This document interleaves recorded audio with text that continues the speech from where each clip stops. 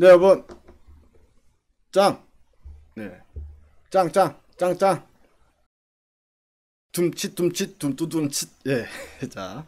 제가 이런 이유 아시죠? 예, LG화학이 금요일에 이어서 오늘도 급등 마감했습니다. 오늘은 11.8% 무려 11%대 급등이 나왔는데요.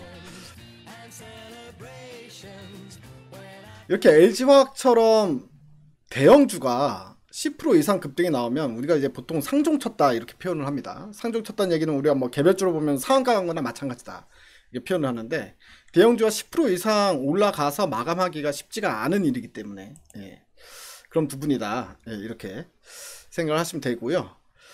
자, 오늘 급등이 나온 거는 뭐 단순히 우리가 이제 이번에 실적이 영업이익이 생각보다 엄청 잘 나왔지 않습니까? 이제 그거 가지고 이제 금요일날 시초가로 이제 매수가 저희가 다 같이 들어간 거였는데, 뭐 유료 회원님들 뿐만 아니라 무료 회원님들도 이제 시초가 매수가 사인이 나갔습니다.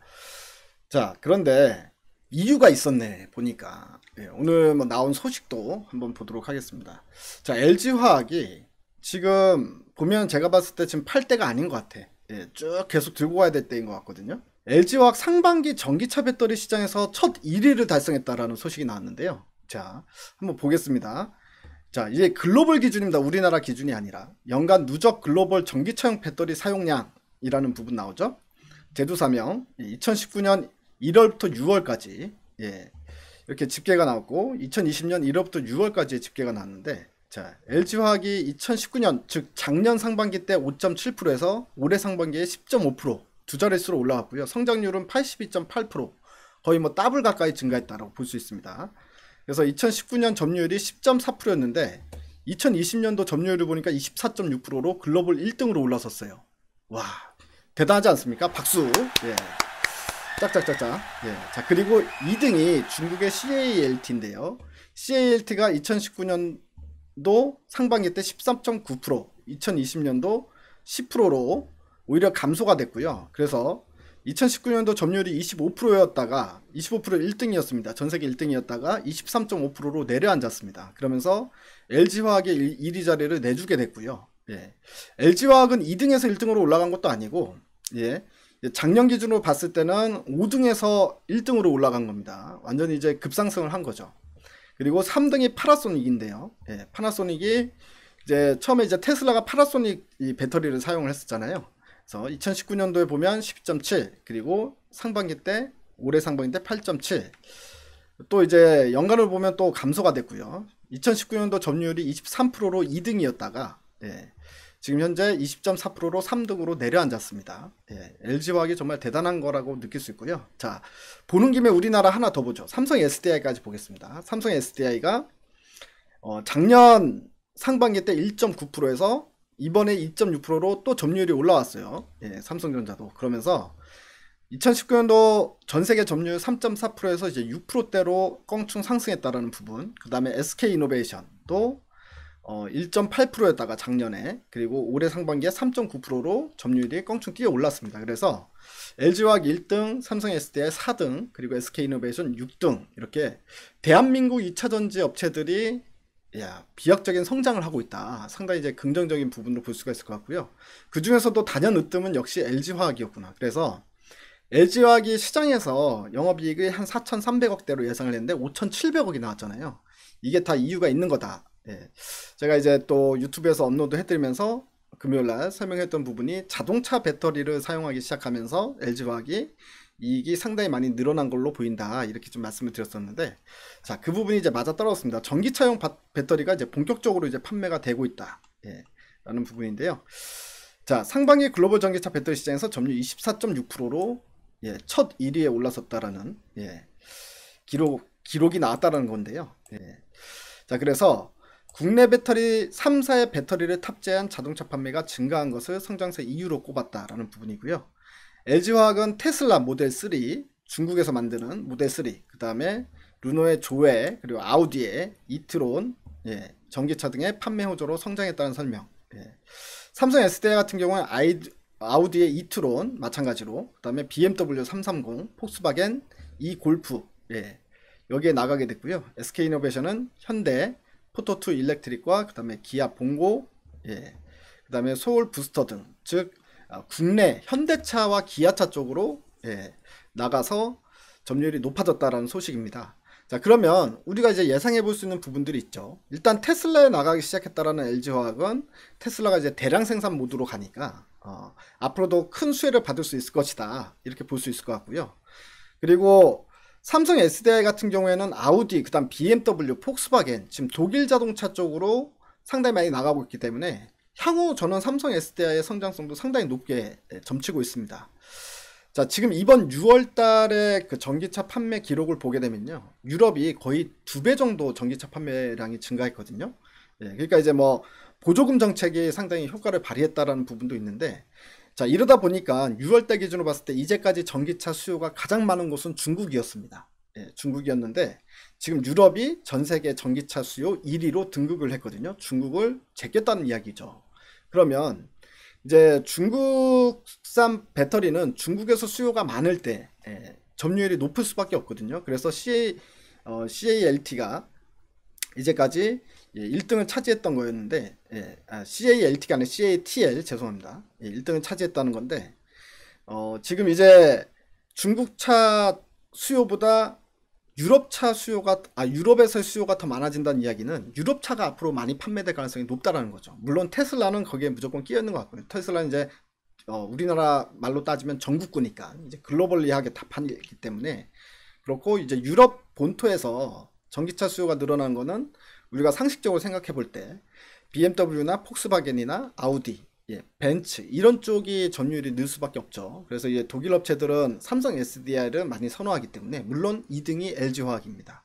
그래서 LG화학은 이런 유럽 분위기에서 수요가 증가하는데도 수혜를 받을 수 있고, 테슬라 쪽에서도 수혜를 받을 수 있는 부분으로 앞으로도 점유율이 상당히 좀 높아질 것 같다. 그래서 이거는 LG화학이 오늘 그냥 단순히 11%, 12% 급등했다, 이걸로 이제 좋아할 소식이라기보다는 역시 대한민국은 저력이 있다. 대한민국 2차 전지가 지금 전 세계에서 점유율이 껑충 뛰어오르고 있는 현상이 나타나고 있다. 그래서 대한민국 2차 전지는 역시나 완빵이다, 최고다, 이런 부분에 있어서 더 기분이 좋은 것 같습니다. 자, 그래서 일단 뭐 기분이 상당히 좋고요. 이렇게 되면은 지난번에 얘기했던 부분이 또다시 그 제가 말씀드렸던 시나리오가 또다시 좀 현실화되는 부분인 것 같아요. 그게 뭐냐면, 전기차 2차 전지가 제일 먼저 오르고 그 다음에 테마가 이제 돌았잖아요. 돌면서 이제 수소 테마가 움직이고 그다음 신재생 이런까지 올라오면서 2차 전지는 그동안 다시 또 이 아름다운 조정을 겪었다. 기간 조정을 겪었다. 이 가격도 많이 안 빠졌어요. 그냥 살짝 거래량이 줄면서 옆으로 싹 누웠잖아요. 이런 부분은 일단 다시 한번 점프 도약을 위해서 잠시 쉬어갔던 흐름, 이런 부분으로 이제 좀 보인다라고 말씀드렸었는데, LG화학도 마찬가지였습니다. 주가가 올랐어요. 오르고 한번 횡보를 했습니다. 한 달 넘게, 한 2달 가까이 횡보를 하다가 지금 다시 슈팅이 나오고 있는 거잖아요. 이게 바로 이제 2차 랠리라는 건데, 2차 랠리의 시작점이다, 이렇게 보여지고요. 여러분들 이제 궁금한 거, LG화학 언제 팔아야 되나요? 라는 부분이 지금 당장 궁금해 하실 부분인 것 같습니다. 자, 그런데 계속 보유입니다. 왜 그러냐면 실질적으로 대형주잖아요. 대형주인데 2차 랠리가 이제 시작된 시작점으로 본다라는 겁니다. 이 시작점으로 본다라는 관점에서 봤을 때는요, 대형주는 수급이 꺾이기 전까지 꽤 오랜 시간 동안 상당히 이제 오랜 시간 동안 이 추세를 계속 유지를 하더라, 일반적으로. 물론 이제 최근에 급등이 나왔기 때문에 차익 실현에 대한 욕구가 있을 수는 있어요, 단기적으로. 하지만 오히려 차익 실현이 나오면서 주가 조정을 받으면 오히려 이제 못 사신 분들은 매수 진입의 타이밍으로 봐야 되지 않나라는 정도까지 저는 생각이 좀 들거든요. 되게 제가 좀 보수적으로 이야기를 하는 스타일인데도 불구하고요, 보인다는 이야기인데, 지금 이제 LG화학 같은 경우에 월봉으로 보게 되면요, 예전에 2010년도, 2011년도에 고점을 한번 찍고 그 다음에 지금 완전히 역사적인 신고가가 나왔습니다. 10년 만에 다시 역사적인 신고가가 나오고 있는 상황인데, 이게 이제 본격적인 성장의 스타트점으로 볼 수 있잖아요. 아까도 보셨다시피 실제 점유율이 높아지고 있고 실제 실적이 나오기 때문에, 보통 이제 이런 LG화학이라고 하더라도 LG화학이 원래 전통적인 기초 유분 화학 전부 다 이제 담당하고 있는 회사지 않습니까? 자, 그런데 LG화학의 이제 그 성장 모멘텀이라고 할 수 있는 부분이 2차 전지라는 거예요. 근데 그 2차 전지라는 게 본격적으로 가시권에 들어왔다라고 하면 이 LG화학의 실적은 지금부터 시작해서 지금이 끝이 아니라 지금부터 시작해서 스타트가 된다라고 볼 수 있습니다. 그래서 매출액이나 아니면 영업이익 베이스가 상당히 이제 커지는 국면, 2차 성장 국면이 시작이 되는 거기 때문에, 그리고 제가 지난번에 말씀드렸다시피 어떤 전통적인 제조업이 지금 지고 새로운 산업이 다시 부활을 해야 되는데요. 우리 같은 경우에 그동안 수출 효자 종목이라고 볼 수 있었던 섹터가 이제 예를 들어서 조선 가장 좋았잖아요. 조선이죠. 그리고 화학, 철강. 자, 근데 이런 부분들이 다 어디로 갑니까? 결국에는 개도국 쪽으로 옮겨갈 수밖에 없거든요. 왜냐면 원가 절감을 얼마나 많이 할 수 있느냐가 결국 그 회사의 경쟁력이 되기 때문에, 제조업은. 그래서 이 장치 산업들은 사실 성장 모멘텀이 없을 수밖에 없는데, 이제 새로운 성장 모멘텀 다 찾아야 된다는 겁니다. 철강 같은 경우에는 이제 이 뭐라고 해야 되나요? 그 새로운 소재를 개발을 해야 된다는 거고요. 철강 소재. 그러니까 더 가벼우면서도 강도는 더 센 이런 소재 개발을 통해서 경쟁력을 찾아야 되는 거고요. 조선 같은 경우에는 이 조선에 만드는 그 방식이 우리 풍력 있죠. 풍력 터빈 만드는 방식이랑 상당히 비슷합니다. 그래서 이제 이 배에 들어가는 이 프로펠러 있죠. 프로펠러가 결국 풍력의 그 프로펠러 만드는 기술, 그 다음에 터빈 만드는 기술, 엔진 만드는 기술, 이런 게 이제 겹치기 때문에 신재생 에너지 쪽에서 조선주들이 이제 풍력 쪽에 있어서는 상당히 큰 역할을 하면서 그쪽으로 이제 사업을 키워나가야 되는 상황이 온 거고요. 그리고 화학업체들 같은 경우에는 전자재료, 뭐 새로운 전자재료나 아니면 2차 전지 이쪽으로 이제 빨리 업종 변환이라고 하기보다는 신성장 동력을 만들어서 이제 매출액을 빨리 크게 늘려야 되는 이런 상황이다. 이런 관점에서 봤을 때 LG화학은 이런 부분에 있어서 완전히 성공한 케이스로 볼 수가 있을 것 같아요.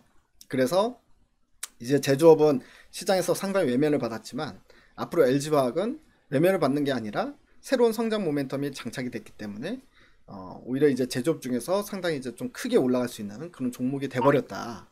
이런 관점에서 보시면 좋을 것 같습니다. 그렇기 때문에요. 자, LG화학 금요일날 잘 잡으신 분들, 이제 마지막 탑승 제대로 잘한 것 같고요. 그리고 이렇게 잡았으면은 이제는 못 먹어도 고다. 그래서 목표가 말씀드릴까요? 1차 목표가 저는 80만원을 봅니다. 80만원. 자, 1차 목표가 80만원. 자, 근데 80만원에 그럼 팔아라? 아닙니다. 매도가를 알려드릴게요. 매도가는 일단 앞에 100짜리가 오면 그때 매도하자. 이렇게 좀 말씀을 드리겠습니다. 자, 이 부분은 LG화학이 80을 찍고 그 다음 100만원까지 가는 데 있어서 시간이 얼마나 걸릴지는 저도 모르겠어요. 하지만 2차 전지의 성장세는 일단은 무조건 글로벌적으로 누구도 거기에 대해서 2차 전지가 산업이 정체될 것이다 또는 성장이 멈출 것이다 라고는 아무도 얘기할 수 없는 상황이죠. 왜냐하면 전기차 대중화 시대가 본격적으로 도래하기 때문에 당연히 전기차 생산량도 많아지고 실질적으로 생산량만 많아지는 게 아니라 수요도 늘어날 수밖에 없는 국면으로 앞으로 시대가 이제 나가는 거잖아요. 이제 자율주행차도 결국엔 전기차이면서 자율주행차 뭐 이런 식으로 가지 내연기관차인데 자율주행차로 가지 않습니다. 그러니까 그런 부분들을 봤을 때 미래에는 수소차도 돌아다니겠죠. 당연히 수소 육성 정책을 하기 때문에 수소차도 돌아다니겠지만 일단 친환경차 전체적으로 봐야 된다는 거고요. 친환경차에서 예를 들어서 앞으로 5년 후 10년 후를 보게 됐을 때 5년 후에 전기차 비중은 전 세계 자동차 시장의 한 50%, 수소차 비중은 한 10%, 내연기관차 비중은 한 40%. 그래서 5년 후면은 전기차가 내연기관차보다 더 많이 돌아다니는 상황이 올 것 같다. 이런 생각이 드는데 뭐 이런 관점에서 봤을 때 LG화학의 100만원은 절대 허황된 이야기가 아니다. 일단 그렇게 말씀을 좀 드리고 싶고요. 언제쯤에 가느냐 그런 부분은 행복한 고민인 것 같습니다. 빨리 가주면 내년 초에도 달성 가능할 것 같지만 뭐 조금 더디게 간다 그래도 일단은 2년은 안 걸릴 것 같다. 내년 중에는 100만원을 볼 수 있을 것 같다. 이런 생각이 드니까 또 특히나 코로나 이제 끝나게 되면은요 본격적으로 이제 수요가 늘어나기 시작하면서 전기차 판매량이 아마 더 급속도로 증가할 것 같습니다. 그래서 그렇게 오래 걸리진 않을 것이다. 앞으로 1년 이내에는 내년 하반기 안에는 간다 그러면 1년 이내에는 100만원 볼 날이 올 것이다. 이렇게 생각하시고요. 단기적으로 나는 좀 끊어가지고 잘랐다가 밑으로 떨어지면 다시 사고 이런 식으로 플레이를 좀 해보고 싶다 하신 분들도 오케이. 그렇지만 이제는 LG화학 잡아놨으니 이 잔파동에는 그냥 신경 안 쓰고 그냥 아예 묻어두고 내 할 일 열심히 하면서 묻어두고 있다가 나중에 100만원 가면 팔겠다. 이것도 저는 좋은 전략이 될 수 있다. 그래서 뭐 그거를 갖다가 샀다 팔았다 하면서 여러 차례에 걸쳐서 수익을 계속 끊어서 먹고 이것도 좋고 그냥 아예 쭉 들고 가버려도 좋겠다. 이런 생각이 듭니다. 자, 그렇게 되면 100만 원 가면 더블이잖아요. 자, LG화학 더블, 이게 허황된 이야기는 분명히 아닐 것이다. 분명히 가능성 있는 이야기고 가능성이 상당히 높게 보인다. 라는 부분으로 말씀드리면서 오늘 주제 LG화학 얼마에 매도해야 될까요? 라는 부분에 대해서 마무리 짓도록 하겠습니다. 또 이런 종목 또 잡아드릴게요. 아, 여러분들 구독, 좋아요 꼭 눌러주시기 바랍니다. 감사합니다.